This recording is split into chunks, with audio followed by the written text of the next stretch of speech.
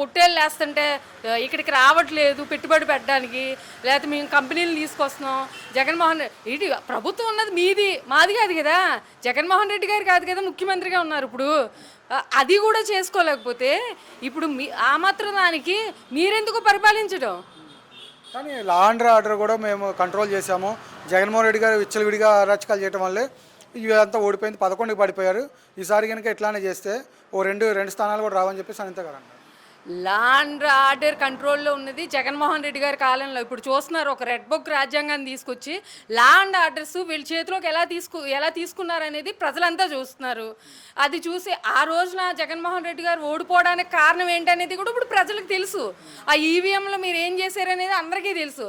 ప్రజల్లో నిజంగా జగన్మోహన్ రెడ్డి గారు ఓడిపోయారు అని అనుకుంటే, జగనన్న ఒక్కసారి బయటకు వెళ్తే లక్షల మంది చూడడానికి వస్తున్నారు. ఆయన ఓడిపోలేదు, జనంలో ఎప్పుడు ఆయన గెలిచారు. ఏంటంటే మీరంతా చేసిన ఈ కుట్రకి బలయ్యాం అంతే మేము.